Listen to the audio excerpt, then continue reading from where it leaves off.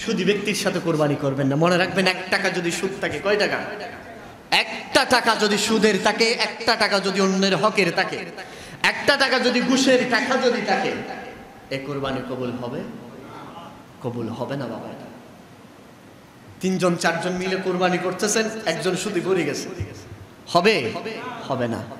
সেজন্য সবচেয়ে আফজল, এটা আমরা বুঝি না। যেমন যারা জাজিরাতুল আরবে আছে তারা জানে, বড় পয়সাওয়ালা হলেও কি করে, একটা ছাগল কোরবানি দেয় নিজে নিজের মতো। সামর্থ্য থাকলে গরু দেন, কিন্তু সামর্থ্য যদি আপনার কম থাকে, আমরা অনেক সময় দেখি 20,000 25,000 টাকা করে করে একটা গরু নিয়ে 1 লক্ষ টাকা। যদি ভালো যদি হয়ে যায়, সেট আপ যদি ভালো হয়, ঠিক আছে। আর যদি দেখতেছেন কোন একজনের মাঝে গরমিল আছে, তাহলে আপনি শেয়ার করবেন না, আপনি একটা ছাগল দিয়ে কোরবানি করবেন, এটা আল্লাহ বেশি কবুল করবেন। সাহাবীরা জিজ্ঞেস করেন, ইয়া রাসূলুল্লাহ, ইয়া হাবিবাল্লাহ, আমরা যে কোরবানি দিচ্ছি, এই কোরবানি আমরা কি জন্য দিব, কার অনুসরণে দিব? রাসূলুল্লাহ বলেছেন, সুন্নাতুন আবিকুম ইব্রাহিম, এটা আমার বাবা ইব্রাহিমের সুন্নাহ। যারা বলেন সুবহানাল্লাহ। সাহাবীরা জিজ্ঞেস করলেন, ইয়া রাসূলুল্লাহ, ইয়া হাবিবাল্লাহ, এটার কেমন ফজিলত হবে? আমার নবী বলেছেন, প্রতিটা পশুর পশমে পশমে আল্লাহ পাক নেকি দান করবেন। ইয়া রাসূলুল্লাহ, এর চেয়ে আরো বেশি কি আছে? বলে, যখন পশুকে যখন জবে দেওয়া হয়, পশুকে যখন কোরবানি যখন দেওয়া হয়, যখন পশুর গলার মধ্যে ছুরি দেওয়া হয়, তখন আল্লাহর রহমতের ফেরেশতারা আল্লাহকে বলে, আল্লাহ তোমার এই বান্দা অমুক বান্দা, তার নামে কুরবানি দেওয়া হচ্ছে, আল্লাহ তোমার নামে তার পক্ষ থেকে কুরবানি দেওয়া হচ্ছে, আল্লাহ তোমার রাজামন্দির জন্য কুরবানি দেওয়া হচ্ছে। তখন আমার আল্লাহ বলে, হে আমার ফেরেশতারা শুনে রাখো, আমি তোমাদেরকে সাক্ষী রেখে বলে যাচ্ছি, এই পশুর একটা ফুটা রক্ত খারেজার দাম, তার পশু থেকে যখন রক্ত বের হয়, একটা ফুটা রক্ত জমিনে পড়ার দেরি হয়, আমার সে বান্দার জীবনের গুনাহ আমি আল্লাহ মাফ করে দিই। যারা বলেন সুবহানাল্লাহ। সাহাবীরা অবাক হয়ে গেলেন, ইয়া রাসূলুল্লাহ, আমাকে একটু বলেন না, আমাদেরকে বলেন না, সে কুরবানিটা আমরা কিভাবে করব? রাসূলুল্লাহ বলেছেন, তোমাদের অন্য সকল জন্তুর মতো, অন্য সকল গৃহপালিত পশুর মতো, অন্য সকল পশুর মতো তোমরা কোরবানির পশুটাকে মিলাবে না। তোমরা কোরবানির পশুটা, যেহেতু এটা আল্লাহর রাস্তায় কোরবানি দিচ্ছ, তোমরা এই পশুটা অতি যত্ন করবা, অতি মহব্বতেই গরু এই পশুর প্রতি রাখবা, এবং তোমাদের সামর্থ্য অনুযায়ী এই পশুকে তোমরা সাজসজ্জা করবা, এই পশুকে দেখভাল করবা, এই পশুকে মায়া মহব্বত আদর যত্ন করবা।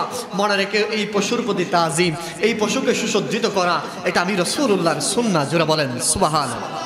সুশীল এক শ্রেণী আছে না, যারা যখন দুর্গাপূজা আসে, যারা বলে যে না, ধর্ম যার যার উৎসব সবার আছে না নেই, আমার ভাইদেরকে এই মেসেজটুকু একটা আপনারা পৌঁছিয়ে দিবেন।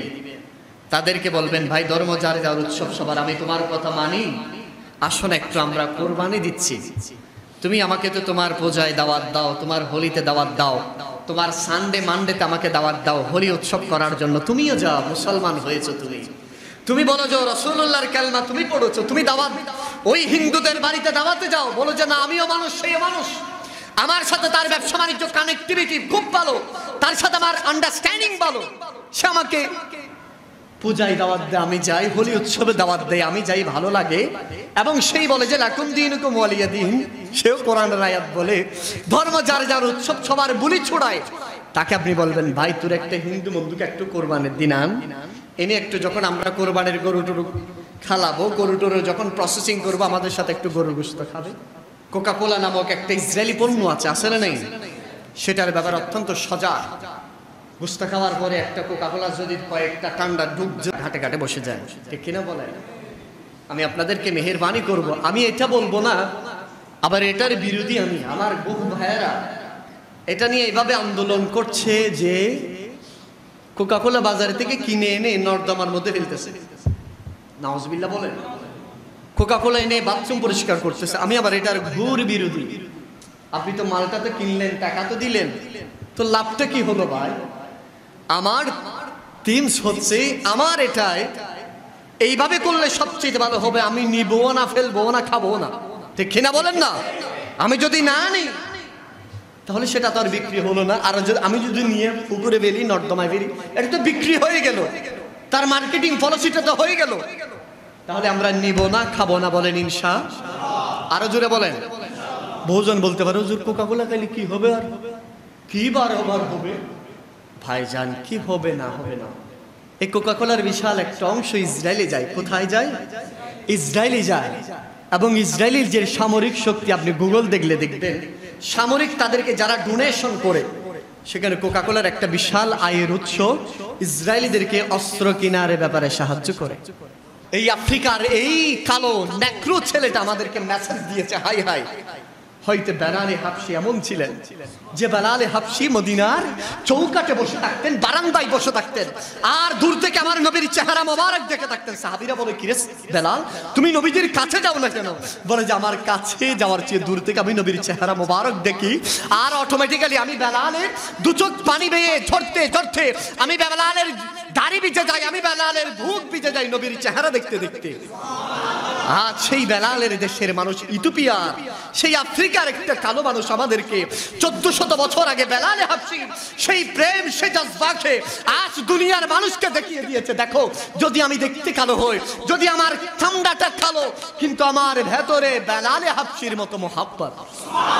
সেই যুবক অঝোর দরাই কান্না করছে।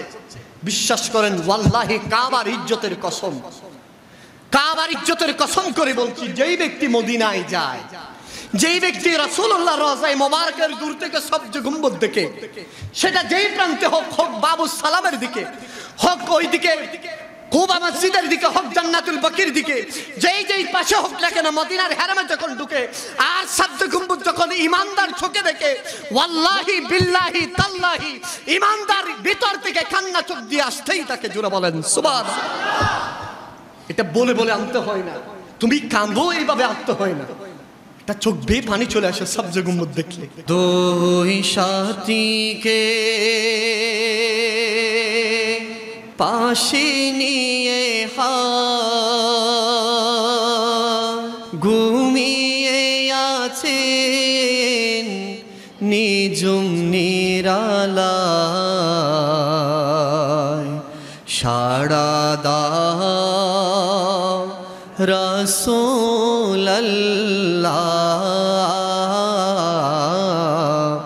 ডাকে অদম তোমারে, ডেকে লাও রাসূলুল্লাহ, রোজা পাকের কিনারে আমি কেঁদে কেঁদে হই গো সারা, ধন্য করো দিদারে আমি কেঁদে কেঁদে হই গো সারা, ধন্য করো। ওই হাজিবা যাই মদিনা, রোজা পাকে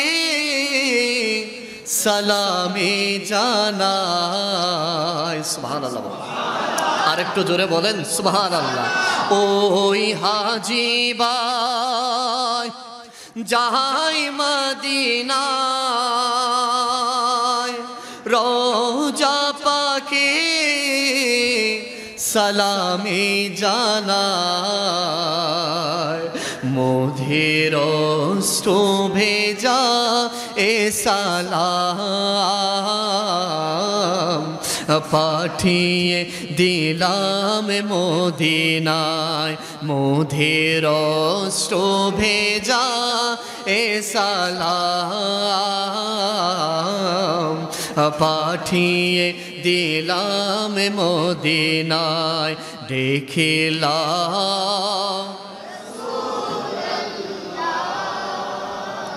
রোজা পাকের কিনারে আমি কেঁদে কেঁদে হই গো সারা,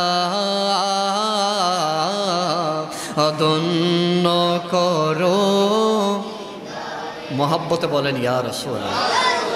আল্লাহর কোরআন বলছেন, হাবিব আপনি একটু বলে দেন না আপনার উম্মতদেরকে, আমি যে আপনাকে কাউসার দান করেছি, ইন্না আ'তাইনাকাল কাউসার খায়রুল কাসির দান করেছি, এই যে কাউসার যে আপনি পেয়েছেন, সে কাউসারের শুকরিয়া আদায়ার্থে আপনি আপনার প্রভুর জন্য নামাজ পড়েন এবং কোরবানি দান করেন। জোরে বলেন সুবহানাল্লাহ। আরেকটু জোরে বলেন।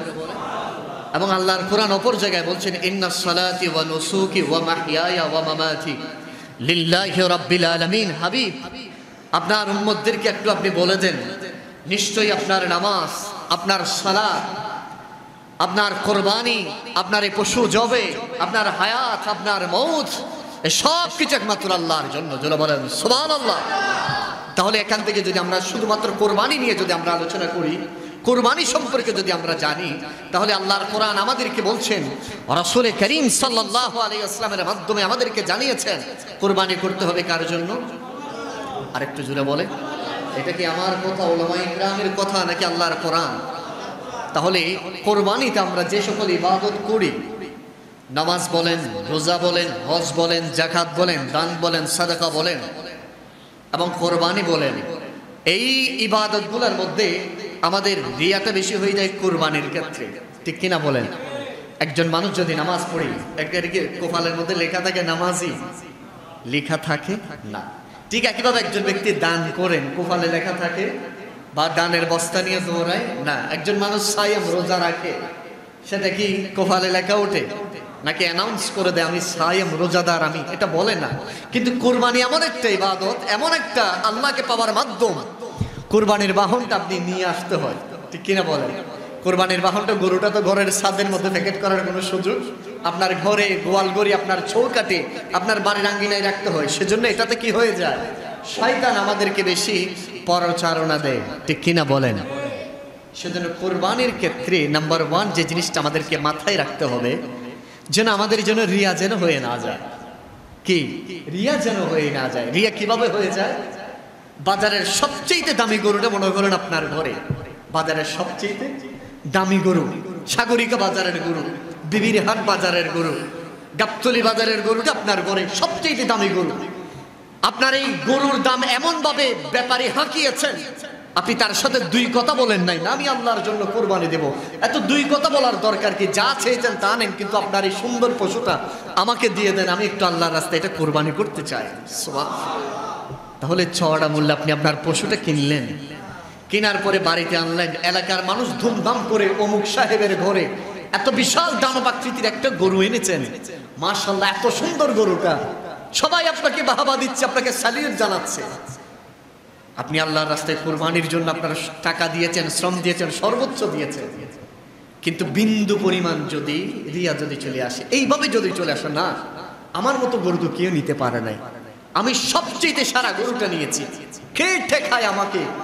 বাজারের এই আমাদের এলাকার সবচেয়ে আমি সবচেয়ে দাপটওয়ালা ব্যক্তি, এইভাবে যদি কিঞ্চিত পরিমাণ, কি পরিমাণ, সরিষা পরিমাণ যদি রিয়া যদি আমার আপনার অন্তরে যদি চলে আসে, এই কুরবানিটা শুধুমাত্র গোশত খাওয়া হবে, এটা আল্লাহর রাস্তায় ইবাদত হিসাবে গ্রহণযোগ্য হবে।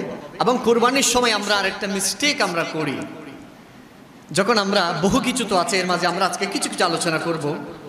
যারা কুরবানি করতে যায়, কোরবানির বাজারে যায়, আমরা অনেক সময় দেখি বাজারে 3 কোয়ার্টার ভ্যান করে যায়, ঠিক কিনা বলেন? বাট্টে ভ্যান পরে যায়, কানের মধ্যে গান লাগায় এবং ছোট ছোট কিছু সাউন্ড বক্স আছে, এগুলো কোমরের সাথে বাঁধি বাজারে যায়। বলেন বাবা, এটা কি আমাদের অন্য কিছুর জন্য এই পশুটা ক্রয়? এই পশুটা আমরা কিনি কার জন্য? আল্লাহর জন্য। তাহলে আমাদের যে যুবক ভাইয়েরা যে 3 কোয়ার্টার বা বাট্টে ছোট ছোট প্যান্ট পরে পরে কোরবানিতে যায়, এটা কখন ইসলাম সাপোর্ট করে? আরো জোরে বলেন, সাপোর্ট করে না।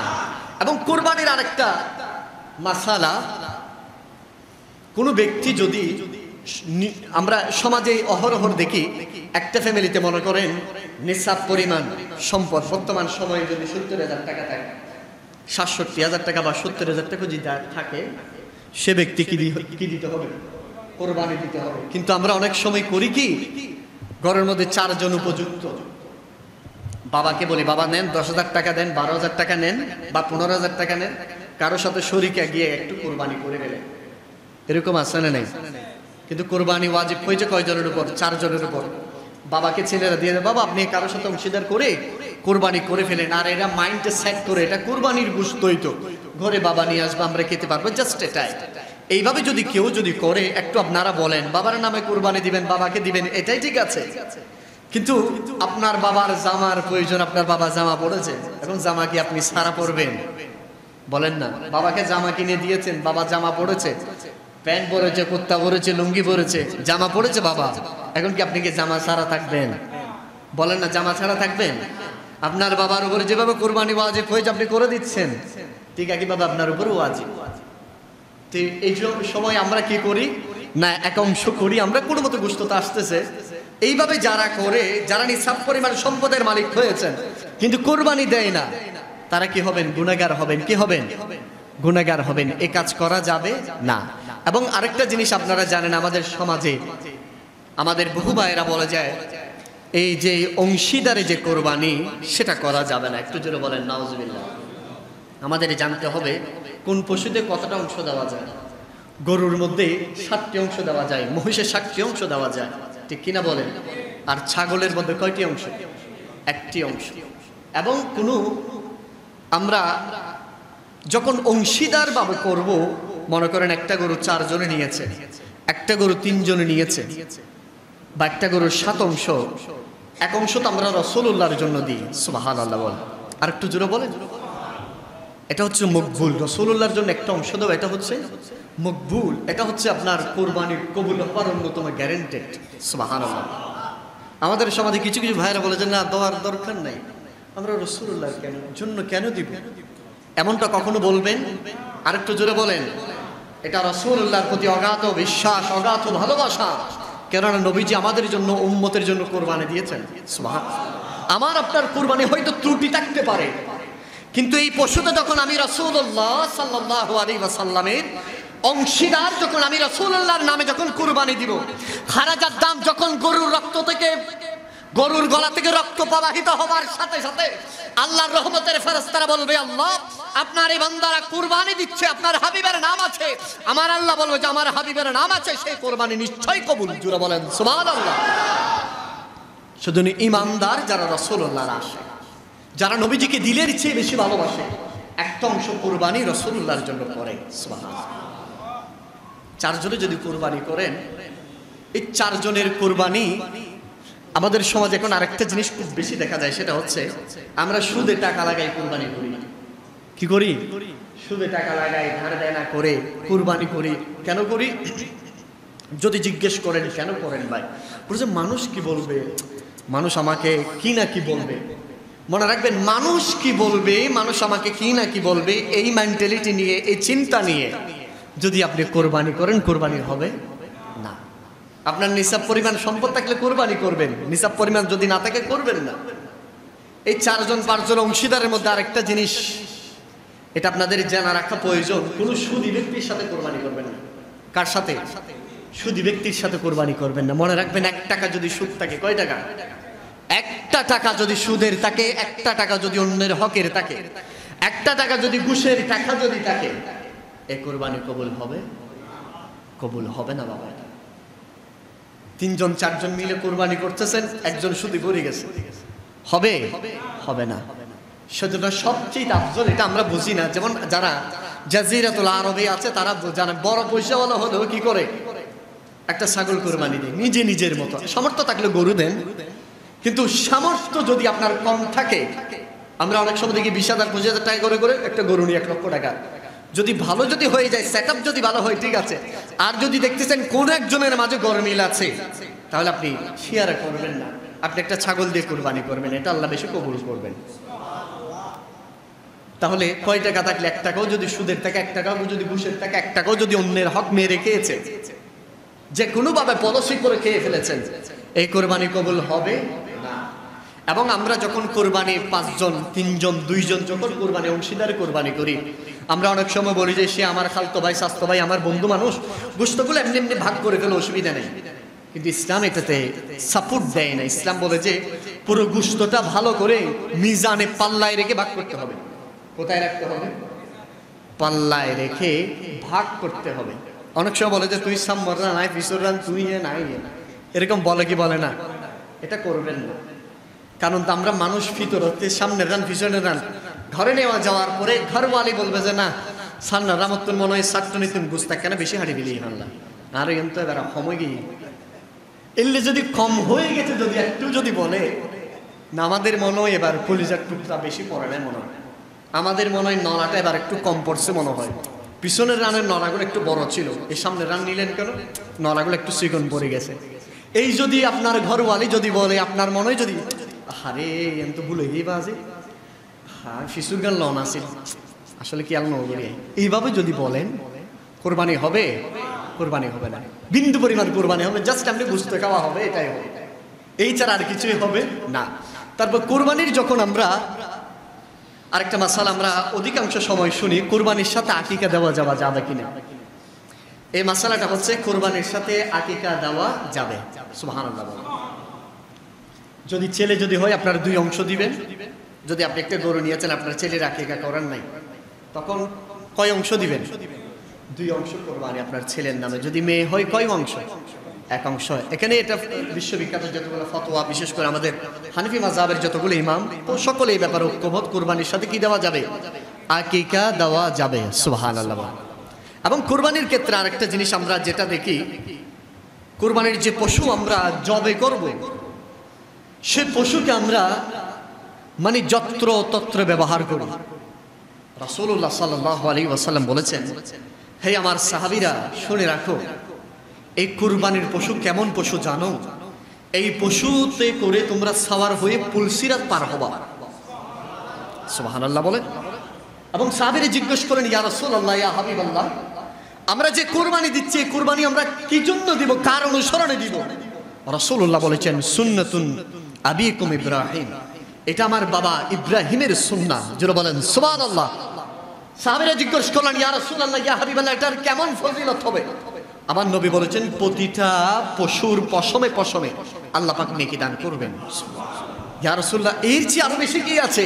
বলে যখন পশুকে যখন জবে দেওয়া হয়, পশুকে যখন কুরবানি যখন দেওয়া হয়, যখন পশুর গলার মধ্যে ছুরি দেওয়া হয়, তখন আল্লাহর রহমতের ফেরেশতারা আল্লাহকে বলে, আল্লাহ তোমার এই বান্দা অমুক বান্দা, তার নামে কুরবানি দেওয়া হচ্ছে, আল্লাহ তোমার নামে তার পক্ষ থেকে কুরবানি দেওয়া হচ্ছে, আল্লাহ তোমার রাজামন্দির জন্য কুরবানি দেওয়া হচ্ছে। তখন আমার আল্লাহ বলে, হে আমার ফেরেশতারা শুনে রাখো, আমি তোমাদেরকে সাক্ষী রেখে বলে যাচ্ছি, এই পশুর একটা ফুটা রক্ত খারেজার দাম, তার পশু থেকে যখন রক্ত বের হয়, একটা ফুটা রক্ত জমিনে পড়ার দেরি হয়, আমার সে বান্দার জীবনের গুনাহ আমি আল্লাহ মাফ করে দিই। যারা বলেন সুবহানাল্লাহ। সাহাবীরা অবাক হয়ে গেলেন, ইয়া রাসূলুল্লাহ, আমাকে একটু বলেন না, আমাদেরকে বলেন না, সে কুরবানিটা আমরা কিভাবে করব? রাসূলুল্লাহ বলেছেন, তোমাদের অন্য সকল জন্তুর মতো, অন্য সকল গৃহপালিত পশুর মতো, অন্য সকল পশুর মতো তোমরা কোরবানির পশুটাকে মিলাবে না। তোমরা কোরবানির পশুটা, যেহেতু এটা আল্লাহর রাস্তায় কোরবানি দিচ্ছ, তোমরা এই পশুটা অতি যত্ন করবা, অতি মহব্বতেই গরু এই পশুর প্রতি রাখবা, এবং তোমাদের সামর্থ্য অনুযায়ী এই পশুকে তোমরা সাজসজ্জা করবা, এই পশুকে দেখভাল করবা, এই পশুকে মায়া মহব্বত আদর যত্ন করবা। মনে রেখে এই পশুর প্রতি তাজিম, এই পশুকে সুসজ্জিত করা, এটা আমি রাসূলুল্লাহর সুন্নাহ। যারা বলেন সুবহানাল্লাহ। তাহলে আমরা কুরবানির পশুর আমরা অনেক সময় দেখি মাইতে শেষ। কারো ঘরের মধ্যে আমরা দেখি, ঘরের মধ্যে মনে করেন বাইরে জায়গা নাই, ঘরের মধ্যে রাখছে বা বারান্দার মধ্যে কোথাও রাখছে। এখন গরু মলমূত্র ত্যাগ করতেছে, গরুরও মারতে বাইর করে দিচ্ছে। এরকম আছে না নাই? এরকম করা যাবে না।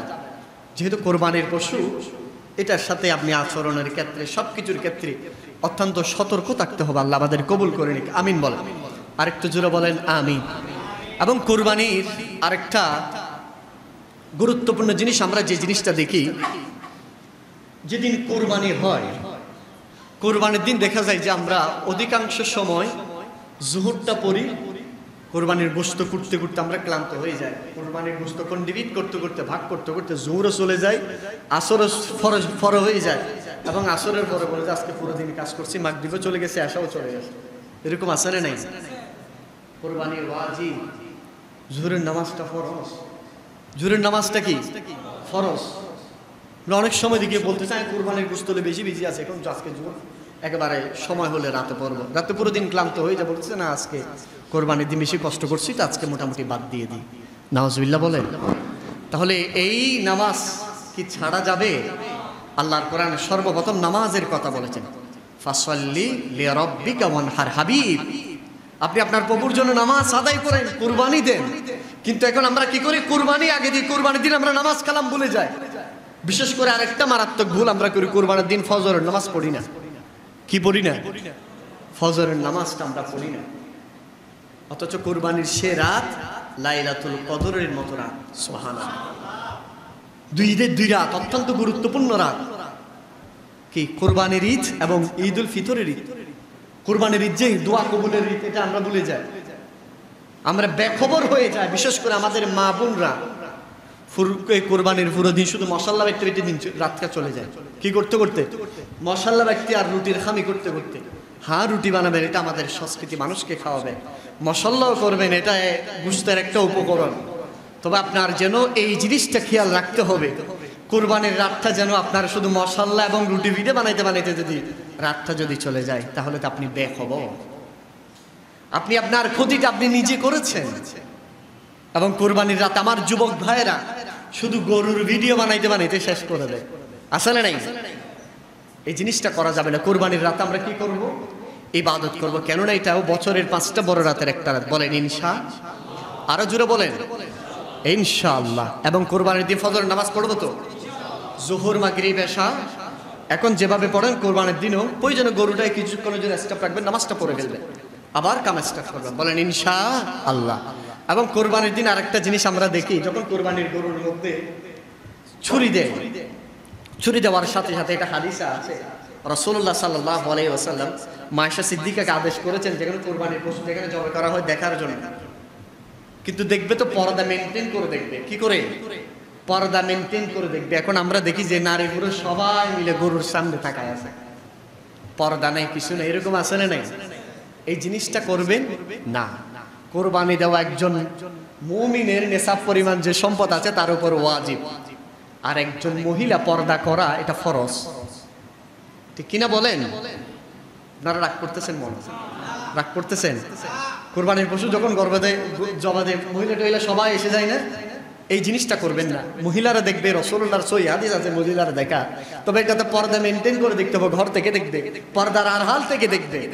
এটা দেখা ভালো, মুস্তাহাব, যে গরু যে জবাই করা হয় এটা দেখতে হয়, কিন্তু দেখাটা যেন পর্দার ভিতরে হয়। দেখাটা যেন কোথায় হয়? পর্দার ভেতরে যেন হয়। আল্লাহ আমাদের তৌফিক দান করুক, আমিন বলেন। আরেকটু জোরে বলেন আমিন। এবং বিশেষ করে এই কোরবানি যে গোশত রয়েছে, আমরা অনেক সময় কোরবানির গোশতটাকে পুরো বছরে মেহমান সাদি, পুরো বছরের একটা খাদ্যের উপকরণ হিসাবে কিনি। অনেকে এইভাবে ভাগ করে যায়, আমি 70,000 টাকা যদি গরু নিই, আমার তেমনি প্রত্যেক সপ্তাহে গোশত লাগে 2-3 হাজার টাকা করে, সপ্তাহে 52টা সপ্তাহ, এক বছরে এদিকে তো 2-3 হাজার টাকা করে চলে যায়। তাহলে 70,000 80,000 টাকা দিয়ে একবারে গরু একটা কোরবানি দিলাম, কোরবানিও হয়ে গেল, পুরো গোশতটা ফ্রিজের মধ্যে রেখে দিলাম, অসুবিধা তো হবে না। তাহলে পুরো বছর অল্প অল্প করে খেতে পারবে। নাউজুবিল্লাহ, একটু জোরে বলেন। এরকম আছে না নাই? এরকম ভেবি যারা কোরবানি করে শুধুমাত্র তাদেরটা গোশত খাওয়া হবে, কোরবানি হিসাবে আল্লাহ কবুল করবে না। কোরবানির গোশতকে 3 ভাগ করতে হবে। কত ভাগ? সবাই বলেন কত ভাগ? আরেকটু জোরে বলেন। 3 ভাগ। এক ভাগ হচ্ছে নিজে, এক ভাগ নিজে, দ্বিতীয় ভাগ হচ্ছে আত্মীয় স্বজনের। কাদের? আত্মীয় স্বজনের। তৃতীয় যে ভাগটা রয়েছে, এ ভাগটা হচ্ছে গরিব মিসকিনদের। কার?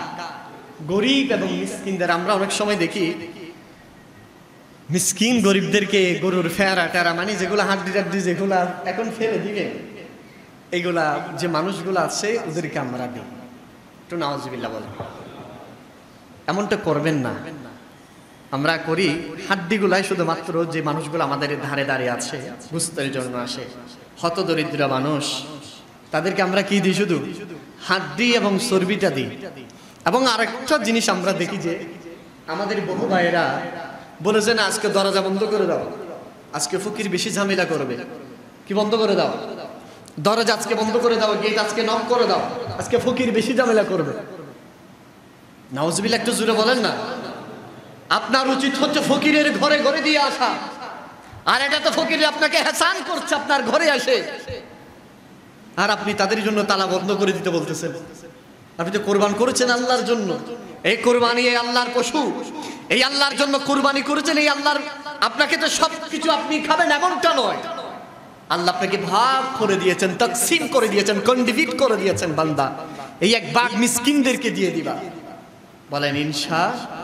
এবং মিসকিনদেরকে কি হাড্ডি দিবেন নাকি গোশত দিবেন? হাড্ডি গোশত মিক্স করে দিবেন। যেটা খাওয়া যায় না, মানে যেগুলা এখন ফেলে দিবেন, এগুলো আমরা কি করি? ফকিরদেরকে দিই। এগুলো দেওয়া যাবে না। এবং আরেকটা সুন্নাহ আপনারা চালু করবেন, এটা আমাদের সমাজ থেকে হারিয়ে যাচ্ছে দিন দিন। এক সময় এটা হতো, আজকে থেকে 10-15 বছর আগে আমরা ছোটকালে সেটা দেখতাম। কুরবানির যখন আসবে, কুরবানির রুটি, কুরবানির গোশতর দাওয়াত দিবেন সমাজের মানুষদেরকে। সুবহানাল্লাহ বলেন। এক সময় এটা ছিল না, এখন আসেনি, এখন কিন্তু হারাই গেছে। এখন কে কারে দাওয়াত দেয় জানেননি? যে সবচেয়ে বড় গরু দিয়ে কুরবানি দিছে ওনারে দাওয়াত দেয়। ওই যে কুরবানি করতে পারেন না এরে দাওয়াত দেয় না, ঠিক কিনা বলেন? যে কুরবানি করতে পারে না তারে দাওয়াত দেয় না, আর যে সবচেয়ে বড় কুরবানি দেয় তারে দাওয়াত দেয়। তারে সবাই, না ভাই আপনি আসতে হবে, আমার ঘরে আসতেই হবে, আপনি না আসলে আমার ঘরওয়ালি রাগ করবে। কি আজীব একটা মুআমালার মধ্যে আমরা পড়ে গেলাম। কিন্তু মেইন সবচেয়ে বড় হক হচ্ছে যে কুরবানি করে নেয়। হ্যাঁ, আপনি আপনার বন্ধু মানুষ, ওনাকে দাওয়াত দেন, ওনাকে দাওয়াত দেওয়ার দ্বারা তো নিষেধ নাই। কিন্তু যে কুরবানি করতে পারে নাই, যে খেতে পারে নাই, তাকে আপনি দাওয়াত দিবেন। তাহলে আমরা এই সুন্নাহটা, এই রসমটা চালু করব। আমাদের সমাজে যে কুরবানি করেছে বা না করেছে, আমরা প্রত্যেককে আমভাবে দাওয়াত দিব, সামর্থ্য অনুযায়ী রুটি গোশত আমরা দিব। বলেন ইনশাআল্লাহ। আরো জুড়ে বলেন ইনশাআল্লাহ।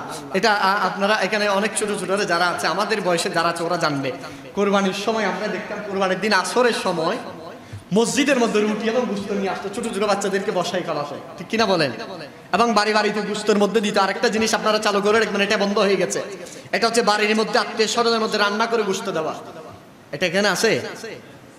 আসেনি? এটা চালু রাখবেন। আবার এর মধ্যে আমার যারা বোন আছে ওনারা হিসাব করেছে, বলে যে রান্না করে দিলে তো লস যায়, রান্না বান্না গ্যাসের, তারপরে এটার উপকরণ, তেল মশলা, এই সমস্ত গুলা লস যাবে। রান্না করে দিলে একটা কাজ করো, কাঁচা দিয়ে দাও। একটু নাউজুবিল্লাহ জুড়ে বলেন, কি দিয়ে দাও? কাঁচা দিয়ে দাও। এই ক্ষেত্রে আমার বোনরা একটু মিস্টেক জিনিসটা হয়ে যায়।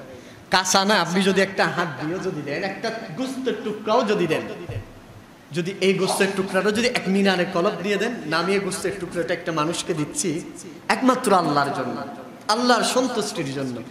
রাসূলুল্লাহ বলেছেন, কানাত হিজাবুন মিনান নার।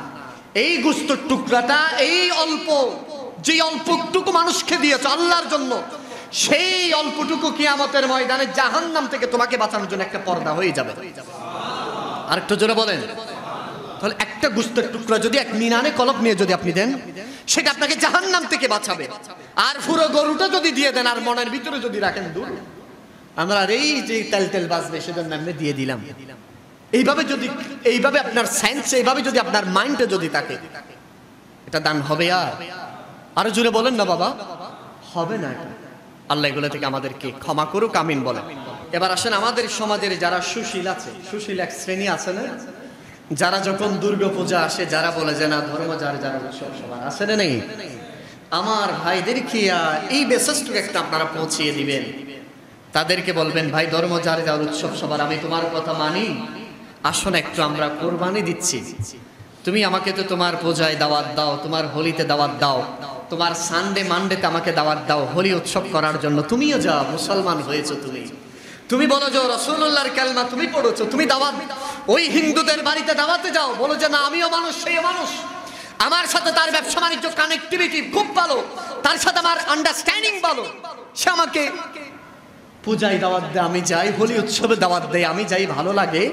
এবং সেই বলে যে লাকুম দীনুকুম ওয়ালিয়া দীন, সেও কোরআনের আয়াত বলে ধর্ম যার যার উৎসব সবার বুলি ছড়ায়।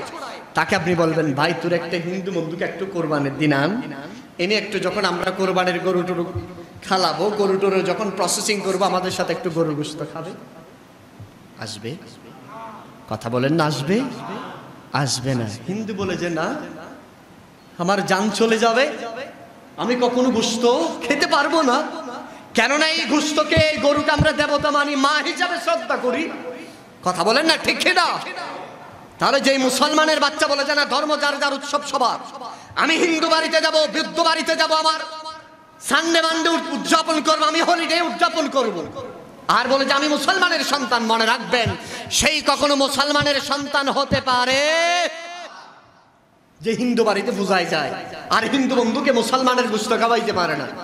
তুমি কেমন মুসলমান? আর তোমার জবানে বুলি ছড়াও তুমি মুসলমান, মনে রেখো তোমার অন্তর থেকে ঈমান, তোমার অন্তর থেকে দ্বীন এমন ভাবে বের হয়ে গেছে যেভাবে ধনুক থেকে তীর বের হয়ে যায়, ঠিক কিনা বলেন? আল্লাহ এদের থেকে আমাদের হেফাজত করুক, আমিন বলেন। এবং আপনাদেরকে অনুরোধ জানাবো, আপনারা জানেন পুরো দেশব্যাপী কোকাকোলা নামক একটা ইসরায়েলি পণ্য আছে না নেই? সেটার ব্যাপারে অত্যন্ত সজাগ। গুস্তা খাওয়ার পরে একটা কোকাকোলা যদি কয়েকটা ঠান্ডা ডুব ঘাটে ঘাটে বসে যায়, ঠিক কিনা বলেন? আমি আপনাদেরকে মেহেরবানি করব, আমি এটা বলবো না আবার এটার বিরোধী আমি। আমার বহু ভাইয়েরা এটা নিয়ে এভাবে আন্দোলন করছে যে কোকাকোলা বাজার থেকে কিনে এনে নর্দমার মধ্যে ফেলতেছে, নাউজুবিল্লাহ বলেন। কোকাকোলা এনে বাথরুম পরিষ্কার করতেছে। আমি আবার এটার ঘোর বিরোধী। আপনি তো মালটা তো কিনলেন, টাকা তো দিলেন, তো লাভটা কি হলো ভাই? আমার টিমস হচ্ছে আমার এটাই এইভাবে করলে সবচেয়ে ভালো হবে। আমি নিবো না, ফেলবো না, খাবো না, ঠিক কিনা বলেন না? আমি যদি না নিই তাহলে সেটা তো আর বিক্রি হলো না। আর আমি যদি নিয়ে পুকুরে ফেলি, নর্দমায় ফেলি, এটা তো বিক্রি হয়ে গেল, তার মার্কেটিং পলিসিটা তো হয়ে গেল। তাহলে আমরা নিব না, খাবো না, বলেন ইনশাআল্লাহ। আরো জোরে বলেন। বহুজন বলতে পারে হুজুর কোকাকোলা খাইলে কি হবে, আর কি বারবার হবে? ভাইজান, কি হবে না হবে না, এই কোকাকোলার বিশাল একটা অংশ ইসরায়েলে যায়। কোথায় যায়? ইসরায়েলে যায়। এবং ইসরায়েলের যে সামরিক শক্তি, আপনি গুগল দেখলে দেখবেন, সামরিক তাদেরকে যারা ডোনেশন করে, সেখানে কোকাকোলার একটা বিশাল আয়ের উৎস ইসরায়েলিদেরকে অস্ত্র কেনার ব্যাপারে সাহায্য করে। নাউজুবিল্লাহ একটু ঘরে গিয়ে বলবেন। সেজন্য আমরা ইমানি মুসলমান, আমরা ইসরায়েলি পণ্য বয়কট করব ইনশাআল্লাহ। আরো জোরে বলেন। মন্তরে মোহাব্বত রেখে যদি বয়কট করেন, হয়তো আপনার এই বয়কট কাল কিয়ামতের ময়দানে নাজাতের ওসিলা হবে। সুবহানাল্লাহ জোরে বলেন না। আল্লাহ আমাদেরকে কবুল করে নিক, আমিন বলেন। সম্প্রতি আরেকটা জিনিস আপনারা দেখেছেন, এই ছবিটা দেখে কাঁদে নাই পৃথিবীতে এমন কোন মানুষ খুব কম আছে, কথা বলেন ঠিক কিনা? এই ছবিটা দেখে কাঁদে নাই এমন মানুষ কম পাওয়া যাবে। আপনারা সম্প্রতি একটা আফ্রিকান একটা কালো যুবক ছেলে মদিনাতুল মুনাওয়ারার বাবু সালামের পাশে পিলারের মধ্যে এভাবে মাথাকে ঠেকিয়ে নবীজি রওজায়ে মোবারকের দিকে তাকিয়ে তাকিয়ে অশ্রু বের হচ্ছে। সুবহানাল্লাহ বলেন। এই অশ্রুর দাম কেমন জানেন? নবীজির প্রেমে বিরহে যে অশ্রু বের হয়, সেই অশ্রুর দাম আল্লাহর ৭ আসমান ৭ জমিনের চেয়ে বেশি। সুবহানাল্লাহ জোরে বলেন না। এই অশ্রুর দাম জান্নাত থেকে বেশি। সুবহানাল্লাহ বলেন।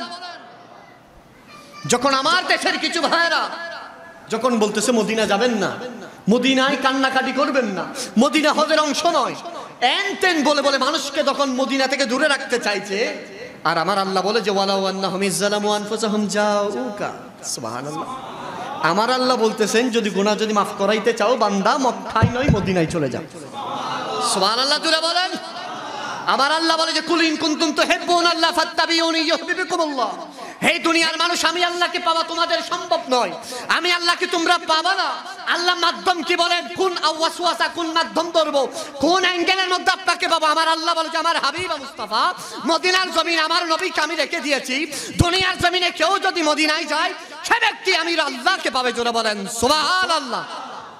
সেজন্য দুনিয়ার মানুষ ইমানদার মদিনায় যাওয়ার জন্য পাগল হয়ে যায়। সুবহানাল্লাহ বলেন না। এই আফ্রিকার এই কালো নেক্রো ছেলেটা আমাদেরকে মেসেজ দিয়েছে, হাই হাই। হয়তো বেলালে হাবশি এমন ছিলেন যে বেলালে হাবশি মদিনার চৌকাঠে বসে থাকতেন, বারান্দায় বসে থাকতেন, আর দূর থেকে আমার নবীর চেহারা মোবারক দেখে থাকতেন। সাহাবীরা বলে কিরে বেলাল, তুমি নবীজির কাছে যাও না কেন? বলে যে আমার কাছে যাওয়ার চেয়ে দূর থেকে আমি নবীর চেহারা মোবারক দেখি, আর অটোমেটিক্যালি আমি বেলালের দু চোখ পানি বেয়ে ঝরতে ঝরতে আমি বেলালের দাড়ি ভিজে যাই, আমি বেলালের বুক ভিজে যাই নবীর চেহারা দেখতে দেখতে। আজ সেই বেলালের দেশের মানুষ ইথিওপিয়ার, সেই আফ্রিকার একটা কালো মানুষ আমাদেরকে 1400 বছর আগে বেলালে হাবশি সেই প্রেম সেই জজবাকে আজ দুনিয়ার মানুষকে দেখিয়ে দিয়েছে। দেখো, যদি আমি দেখতে কালো হই, যদি আমার চামড়াটা কালো, কিন্তু আমার ভেতরে বেলালে হাবশির মতো মোহাব্বত। সেই যুবক অঝোর দরাই কান্না করছে।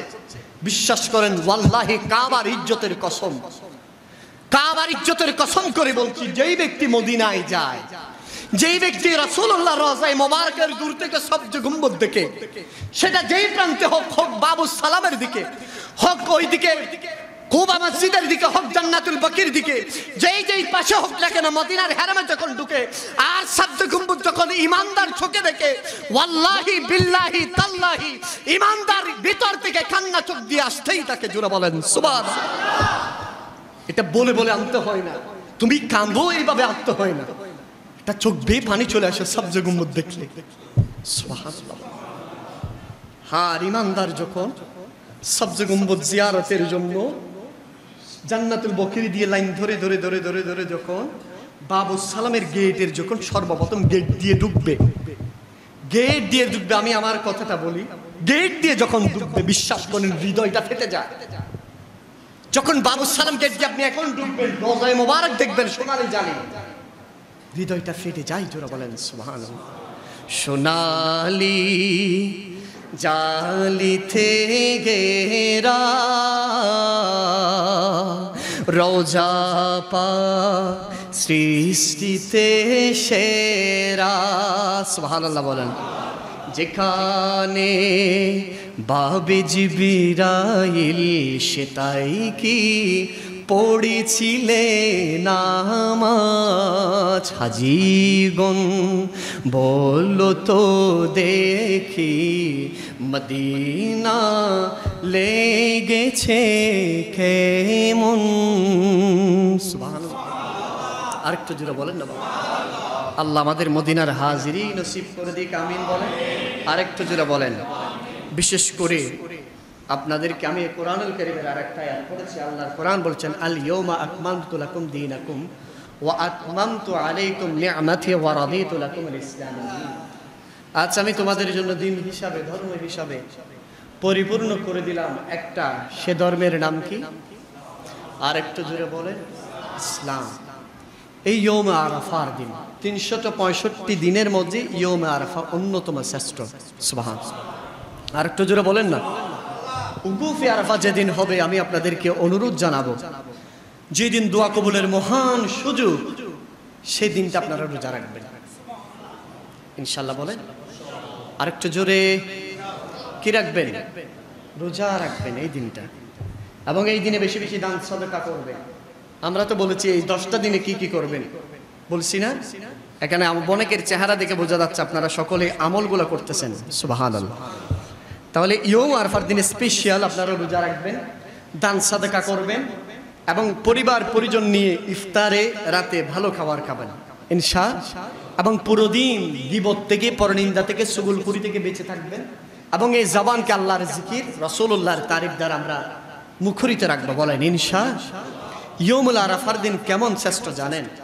সৃষ্টি জগতের মাঝে মানুষ যেভাবে শ্রেষ্ঠ, সুবহানাল্লাহ, সকল মানুষের মাঝে আমাদের নবী যেভাবে শ্রেষ্ঠ, সুবহানাল্লাহ, সকল নবীদের মাঝে আমাদের নবী যেভাবে শ্রেষ্ঠ, পৃথিবীর যত ঘর আছে খানায়ে কাবা যেভাবে শ্রেষ্ঠ, পৃথিবীর যত উপত্যকা আছে মসজিদ আল আকসা যেভাবে শ্রেষ্ঠ, পৃথিবীর যত আংটি আছে সুলাইমান আলাইহিস সালামের আংটি যেভাবে শ্রেষ্ঠ, পৃথিবীর যত আসা লাঠি আছে হযরতে মুসা কালিমুল্লাহর লাঠি যেভাবে শ্রেষ্ঠ, পৃথিবীর যত ধর্ম আছে ইসলাম যেভাবে শ্রেষ্ঠ, পৃথিবীর যত কিতাব আছে, বই আছে, কোরআনুল কারীম যেভাবে শ্রেষ্ঠ, ঠিক একইভাবে পৃথিবীর যত রাত আছে লাইলাতুল কদর যেভাবে শ্রেষ্ঠ, পৃথিবীর যত পাথর আছে হাজরা আসওয়াদ যেভাবে শ্রেষ্ঠ, পৃথিবীর যত ময়দান আছে আরাফার ময়দান যেভাবে শ্রেষ্ঠ, ঠিক একইভাবে যতগুলা দিন আছে আরাফার দিন সেইভাবে শ্রেষ্ঠ। জোরে বলেন সুবহানাল্লাহ। এত ফজিলতের একটা দিন আমরা ইবাদতে কাটাবো নাকি ইবাদত থেকে বাহিরে? আর একটু জোরে বলেন বাবা।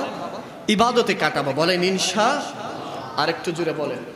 এবং এই রাতগুলাতে আমি আপনাদেরকে বিশেষ করে আরেকটা অনুরোধ জানাবো আপনাদেরকে, আমি এই রাতগুলা ইবাদত ছাড়া কাটাবেন না। আমার যুবক যারা, ইউথ যারা আছেন, মেহেরবানি করে 10টা দিনের জন্য মোবাইলটা একটু করে কি রাখেন, স্টপ রাখেন, একটু দূরে রাখেন। আর কয়েকটা দিন আছে, এগুলো অত্যন্ত বেশি ফজিলতের দিন। একবারে এক রাত ইবাদত করে দেখেন, একটা নেশা জেগে যাবে। সুবহানাল্লাহ। যেই নেশা দুনিয়ার মদের নেশার মতো নয়, যেই নেশা দুনিয়ার সিগারেটের নেশা না, যেই নেশা দুনিয়ার ট্রাভেলিং এর নেশা না, যেই নেশা মহান প্রভুর নেশা। সুবহানাল্লাহ। এক রাত ইবাদত করে আজকেরই রাতে, এখন সংকল্প করেন আজকেরই রাতে ইবাদত করবেন, এইভাবে একটা টেন্ডেন্সি নিয়ে করেন। ভেতরে এমন একটা প্রশান্তি পাবেন, এমন একটা ফিল আপনি পাবেন যে প্রশান্তি একমাত্র খোদার পক্ষ থেকে আসে। জোরে বলেন